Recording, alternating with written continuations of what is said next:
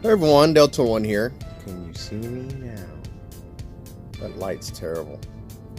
Alright. I'm going to basically talk about something real short. It's not a rant like it was before. But basically there seems to be a lot of misconception and misunderstanding, mostly from people that, just put fuel in their car and go, or if the people that drive their cars until the oil turns into sludge, or to top off their wiper fluid, they take it to the dealer. Those type of people. I'm pretty sure by the title of this video, you already know what I'm talking about. But this is for you, people that don't know. Everyone knows that when you buy a vehicle, used or new, for that year you bought it for, that's the year that vehicle is. However,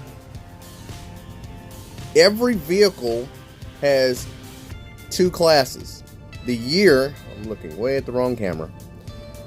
You have the year that your vehicle was made, and you have the year your vehicle's called. Now, for everyone that don't know what I'm talking about when I say the year the vehicle was called, that is called the carryover year. And that is the primary year that everyone seems to mess up. And the reason for that is because your carryover year does not start until, in most cases, I'd say around third quarter of the year is when, if your vehicle was built in 2012, your vehicle is now 2013. The biggest issue that a lot of us have, us gearheads have, or people that really need parts, when you're in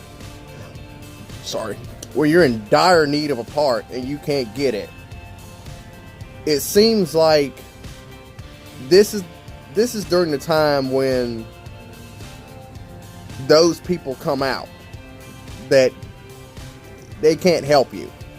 They have a vehicle that you need, but they don't know what they got and they can't put it out there right. Or someone that doesn't have a vehicle that you need, but they are claiming that they do. A biggest example of this is my current vehicle, and it's a Ram. Mopar took it upon themselves to refresh, like any other manufacturer does, is refresh their vehicles, or refresh their Rams in the year 2012. Now, in retrospect, the actual year the truck was refreshed is 2013. However, as I said before, you have two classifications of your vehicles in a year. The year it was made, 2012, and the year it's classified, 2013. And the difference is your parts are really important on that year. And you have to pay attention to it. Like, for instance, for Mopar, the Ram goes from 09 to 2012. And they go from 13 to 17. What this means for a Guru is that any part from an 09 will fit anything up to a 2012. And anything from a 13 will fit everything up to a 17. But here's the problem. 2013 is the year that vehicles were swapped over. So that means that you'll run into a lot of vehicles that were built in 2012 but were carryovers to 2013. If you don't know what I'm talking about, have you ever looked at when cars come out, when they say you have a 2019, if you notice, they're already selling 2018s last year, because 2018 was 2017's carryover at the end of 2017, which made it 2018. So you'll start seeing 2019 vehicles rolling out this year. Now, for your carryover years, you have your two classifications with that. You've got your carryover year, and you have your carryover model.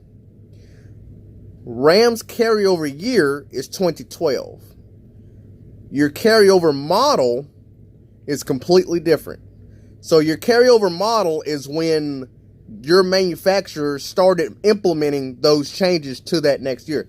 And what I mean by that is if your vehicle's built in 2012, but it's a 2013 carryover, at some point during 2012, third or fourth quarter, your manufacturer started implementing the 2013 features on that 2012. And that's why when you're looking for parts for a vehicle, if your vehicle was built in a carryover year, you need to look for parts for the year before that. Not in all cases, but in most cases, you need to look for the year before that, and you need to stay in that year time frame. Chevy has this issue also, and that's particularly with the Heritage. Well, actually Ford has this as well. Every manufacturer has this. Particularly, I think in 2005 or 2006 or something like that, Chevy has a Silverado where you have your Heritage one where it's not really the square body, it's the square-ish body before they went to the rounded, the full round, where the Tonka truck kind of design. You know what I'm talking about. Even though it carries the same engine and same transmission, if you go looking for those parts, the interchange parts are different. So what ends up happening is that you can't go into the dealer and then look up what you need. That's one of the reasons why your dealership needs your VIN number to look up something. I don't have it with me. It's in my it's at home because I took it out of the truck. I let the dealer print out a manufacturer docket that basically tells you what all of my vehicle came with based on my VIN number.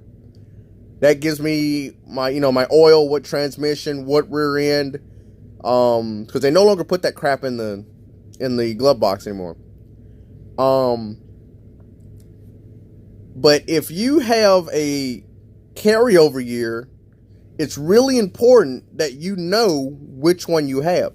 Some vehicles is harder than the others to find out, particularly if it's a carryover year but nothing changed.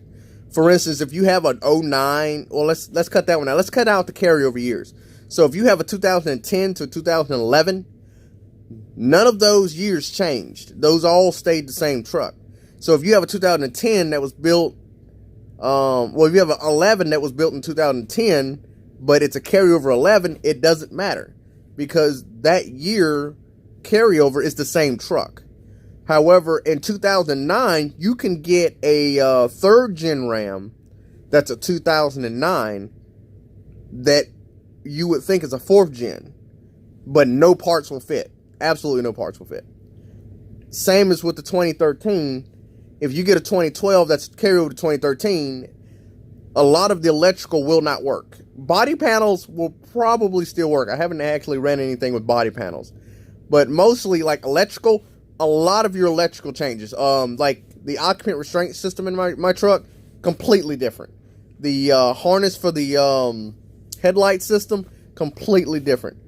So it's really important that if you're going to sell parts off your car, if you're going to go looking for parts for your car, or if you're looking for parts for somebody else, it's really important that you know what you're looking for. You need to know what exactly type of vehicle you're looking for. Am I looking for a truck or a car that was built that year? Am I looking for a car that was built that year but it carried over to the next year? Am I looking for a vehicle that was built the next year? Am I looking for a vehicle that was built that year but has the next year's components? You really need to know that crap because it gives a lot of headache. I missed out on $800. I spent $800 more than I needed to because of that. No one knows what they wanted. And the most easily accessible parts right now are the 2013. So, guys, if you don't know, your best thing to do is go to your dealership and get a manifest. That way you know what your vehicle has. If you're in the middle, don't worry about it. That only really applies to people that are toward the end or at the beginning of the startup. So keep the knowledge. Keep it right.